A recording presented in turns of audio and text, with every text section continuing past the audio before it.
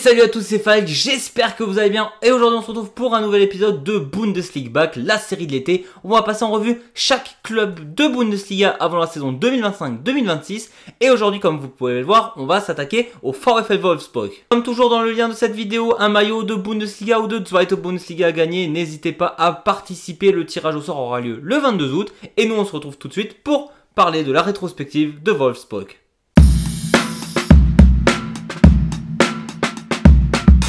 Bon, une saison bien mid comme on les aime. Wolfsburg qui est à égalité de points avec Augsburg qui finira 11e cette saison avec 43 points. Donc vraiment bien milieu de tableau. Et ils sont quand même devant le FCA Augsburg parce qu'à la différence du FCA, Wolfsburg marque des buts et je vous jure que ça sert pour être devant dans le classement. Par contre, finir 11e avec un bilan positif dans les buts marqués, c'est gaulerie. Vraiment, normalement les gars, vous n'êtes pas censés être aussi bas avec ça. Le VfL Wolfsburg était coaché cette année par Ralf Hasenhüttl et pour le coup, c'est un coach auquel je croyais beaucoup.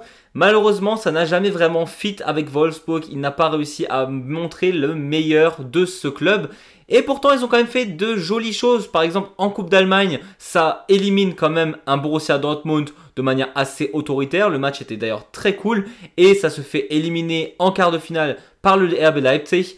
En vrai, ça arrive à des gens. Mais quand on y pense, cette Coupe d'Allemagne, c'est peut-être le seul gros point positif de Wolfsburg cette année, d'avoir tenu tête à des gros de Bundesliga, bon, sachant que Dortmund n'était pas dans la meilleure de ses formes, mais c'était peut-être déjà ça d'arriver en quart de finale de Coupe d'Allemagne. Et à croire que dans cette Bundesliga, personne ne gagne à domicile, le VfL Wolfsburg, encore une fois, était largement meilleur à l'extérieur qu'à la maison. Je ne comprends pas comment on peut avoir des gaps pareils entre la maison et l'extérieur. Pourquoi c'est pas moyen? Non, il y a toujours un des deux où on réussit beaucoup mieux. C'est dingue. En même temps, Wolfsburg, c'est même pas un gap. C'est pas genre ils étaient un peu meilleurs à l'extérieur.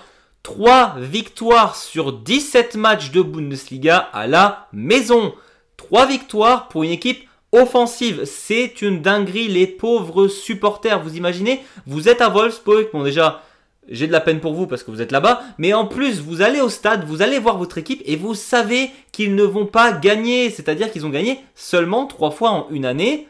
C'est rien. Je veux dire, là, je ne suis pas allé vérifier le bilan de Bundesliga, de qui était la pire équipe à la maison ou à l'extérieur, mais je suis très certain de moi que c'est top 3. Ça peut pas être autrement. 3 victoires en 17 matchs, c'est ahurissant. Ce qui est sûr, c'est qu'il restait encore quelques matchs avant la fin de saison. Oui, pour le coup, je balaye assez rapidement la saison parce que, comme dit, c'était mid. Soit il gagnait à l'extérieur, soit il perdait à la maison, soit il faisait rien, match nul. Et en plus, les matchs étaient plutôt ennuyeux. Et donc, on a Hasenhüttl qui se fait virer le 4 mai. Parce que comme dit, ça ne fonctionnait pas avec le club. Il y aura un coach intérimaire qui prendra la relève pendant quelques matchs, mais qui ne sera pas signé pour la suite. Et donc, c'est Paul Simonis qui prendra la relève au coaching. Et alors là, je vais être totalement transparent avec vous. Déjà, je ne connais pas ce coach. Donc, on verra ce qu'il va amener. J'essaie de me renseigner un peu, mais on verra bien sur le terrain avec Wolfsburg. Mais au-delà de ça, Paul Simonis, l'année dernière, il était le coach de l'équipe Go Ahead Eagles, qui est une équipe hollandaise de Eredivisie, donc de Ligue 1 des Pays-Bas. Je n'ai jamais entendu parler de cette équipe. Dites-moi vous si vous la connaissez, si honte à moi je ne connais pas cette équipe. Mais c'est vrai que je connais un peu la Ligue des Pays-Bas, je n'ai jamais vu le logo de ce club. Donc je découvre totalement. Et le pire, c'est pas genre un club qui vient d'arriver en Ligue 1 des Pays-Bas. J'ai vérifié, les gars, ça fait des années qu'ils sont là. Et en plus, ils sont pas ridicules, c'est première partie de tableau. Je n'ai jamais vu ce club.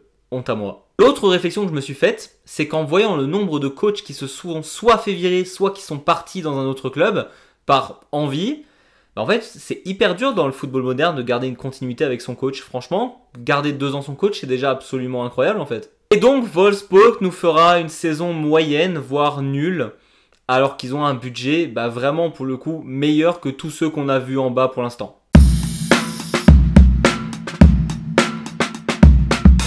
On arrive au point fort et au point faible de cette équipe de Wolfsburg et pour une fois je suis très content, c'est la première fois de la série Bundesliga Back que je peux parler un peu des individualités parce que pour le coup il y a eu des joueurs qui ont vraiment crevé l'écran.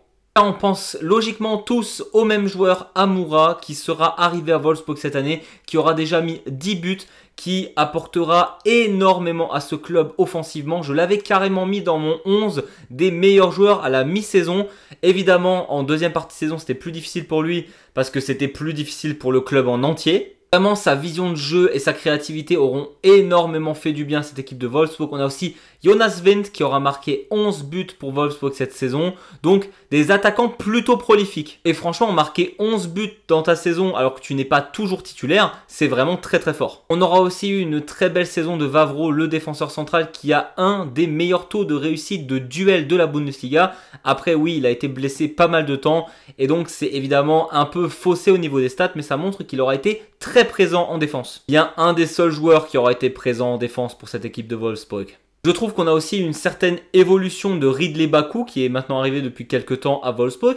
Et donc finalement, quand tu as toutes ces individualités qui progressent, qu'est-ce qui peut mal se passer? La gestion des matchs.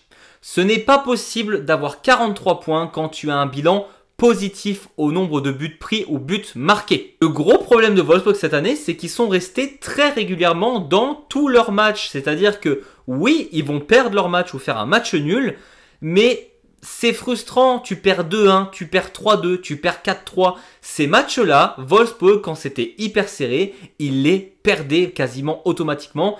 Et donc oui, c'est bien beau de marquer 3 buts dans un match, mais si tu en prends 4, eh ben, tu n'as pas de points. Et vraiment, cette gestion-là, Wolfsburg, va vraiment falloir faire quelque chose et réussir à maintenir le score lorsque tu mènes lors d'un match. Et d'ailleurs, en parlant de gestion des matchs, gagner ou au moins faire match nul contre les plus gros cadors de Bundesliga et perdre ensuite contre Heidenheim, contre St. Pauli et contre Bochum, ce n'est pas possible si tu veux être en haut en Bundesliga. Tu ne peux pas battre les meilleurs et te faire battre par les pires. Ce n'est pas possible. À un moment donné, si tu veux atteindre les places 10, 8, 9, essayer d'aller même en Europe en Bundesliga, va falloir que tu montres que tu es meilleur que toutes les petites équipes. Même si tu perds contre les équipes plus haut dans le classement, si tu gagnes contre tout le reste, tu seras en haut dans le classement, point. Et alors, ça va encore avec, j'ai l'impression que c'est le pompon sur la cerise.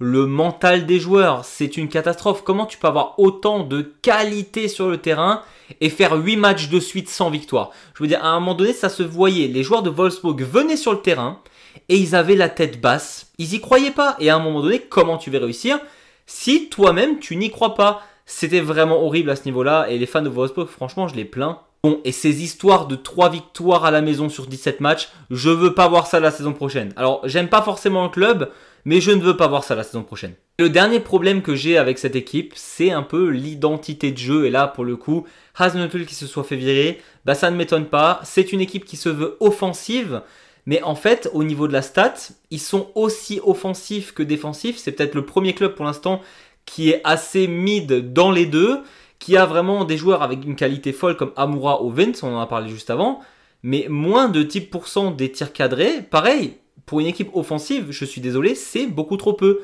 Donc il va falloir vraiment se chercher une vraie identité de jeu à Wolfsburg.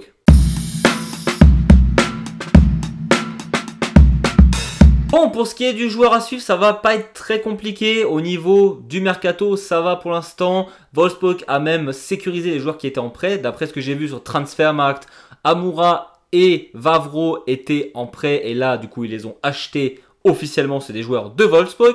Et là, tu sens aussi que Wolfsburg, par rapport aux autres clubs qu'on a fait jusqu'à avant, c'est un des clubs qui a le plus de budget. On a le premier transfert à 15 millions d'euros. Je veux dire, ça me semble quasiment irréel par rapport au club d'avant. On a Souza, qui est un milieu défensif qui vient tout droit de Sheffield, un Brésilien.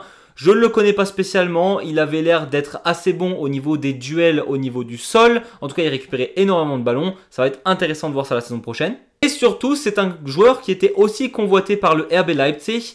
Et Souza s'est plutôt dit qu'il allait à Wolfsburg parce que quand on voit l'effectif du RB Leipzig, allez le voir. Leipzig, c'est le Chelsea allemand. Ils ont un nombre de joueurs inscrits pour l'instant. C'est phénoménal.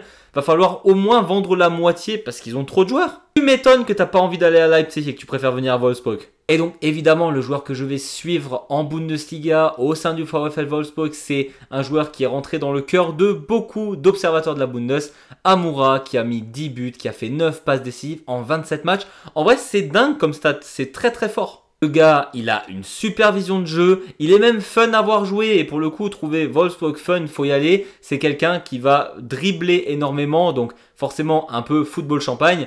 Évidemment, ce genre de joueur, mais c'est pour ça qu'on les aime aussi, des fois, il faudrait qu'il joue simple et qu'il fasse une passe, il tente un dribble et il se rate.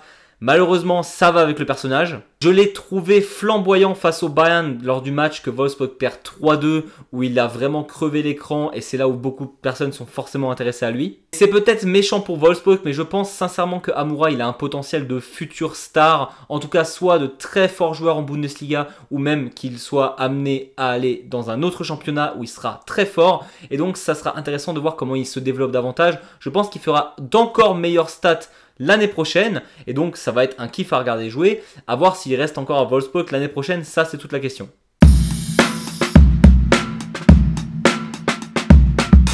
On arrive à mes prédictions. Le VfL Wolfsburg aura été très décevant l'année dernière. Néanmoins, je vais peut-être étonner énormément de gens, mais pour moi, c'était vraiment le plancher du VfL Wolfsburg. Je ne pense pas qu'avec cet effectif qui m'a l'air vraiment profond, en tout cas, les titulaires sont vraiment forts, je pense pas que tu peux aller en dessous de là où ils étaient cette année. Et c'est pour ça que je crois en ce nouveau coach que je ne connais pas, mais qui va influer une nouvelle identité à Wolfsburg. Et c'est pour ça que je les place 9e de mon classement. Ça y est, on a un petit creux entre la 9e place et la 12e place. Le nouveau coach, en plus d'influer une nouvelle identité au club, va aussi retrouver un groupe maintenant qui se connaît. Ils ont joué 1 an ensemble. Il n'y a pas eu de changement majeur dans l'équipe.